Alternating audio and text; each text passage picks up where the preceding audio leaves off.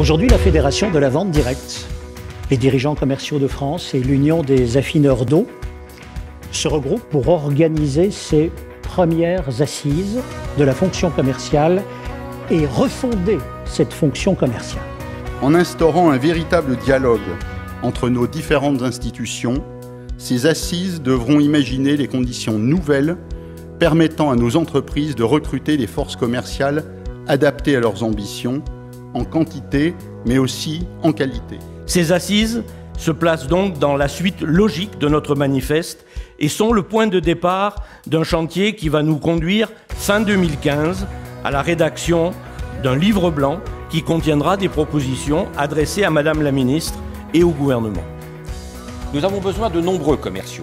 Et grâce à ces postes enfin pourvus, nous pourrons créer dans les services de notre entreprise d'autres postes, ainsi que chez nos fournisseurs et partenaires.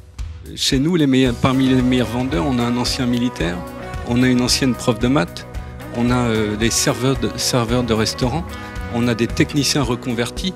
Et tous ces gens-là, tout à l'heure on parlait de seconde chance, d'ascenseur social, ben voilà, c'est des gens qui n'avaient pas forcément de diplôme et qui ont grandi grâce à la vente directe.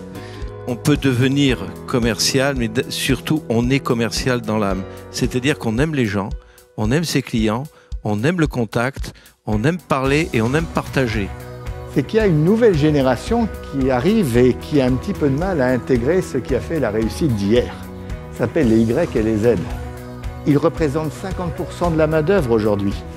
6,4, c'est le nombre de consultations sur les réseaux sociaux qu'ils font quotidiennement. Et aujourd'hui, le mouvement qu'on est en train de faire et qu'on a fait, c'est de placer la satisfaction client au cœur de notre ADN. Il y a de très grands nombres de métiers commerciaux et souvent il y a une méconnaissance de l'ensemble de ces métiers. Mais ce qui est très clair, il y a un point qui est important, c'est qu'aujourd'hui, quel que soit l'environnement dans lequel on évolue, pour vendre, il faut devenir un expert.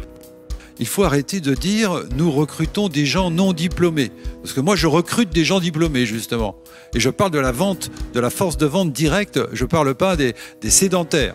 Donc on prend le pari que d'ici 12 mois, on puisse présenter un bac professionnel rénové, voilà, et qui répondent à la demande des professionnels et qui permettent aux jeunes de s'insérer professionnellement. Et je crois qu'il y a vraiment, dans ce pays, vous voyez, un énorme élan d'entrepreneuriat, un énorme élan de gens qui ont envie de créer, qui ont envie de booster, qui ont envie d'exporter, qui ont envie de vendre et qui, c'est presque, vous voyez, qui portent un sac de 10 kilos, voire de 15 kilos. Pour autant, donc, il y a en moyenne 34,7% des entreprises qui disent, au moment où elles annoncent un projet de recrutement, cela risque d'être compliqué. Ce chiffre, ce pourcentage, il augmente très fortement dans les fonctions commerciales. La question de l'appui conseil aux petites structures et notamment aux PME dans la gestion de leurs ressources humaines, leur capacité à recruter, à accompagner les salariés est un axe très fort de la DGEFP sur lequel on s'investit très fortement. La fonction commerciale a une fonction économique, indéniable, indispensable. Elle a aussi une fonction territoriale et sociale. Vous êtes les artisans de la proximité, du service, de la qualité et de la réussite de l'échange. Et donc je vous remercie pour votre présence, pour votre mobilisation et sachez que le secrétariat d'État au commerce, à l'artisanat, à la consommation et à l'économie sociale et solidaire sera à vos côtés, à votre écoute et que nous serons des partenaires constructifs pour la réussite de vos fonctions commerciales et pour la réussite de nos économies.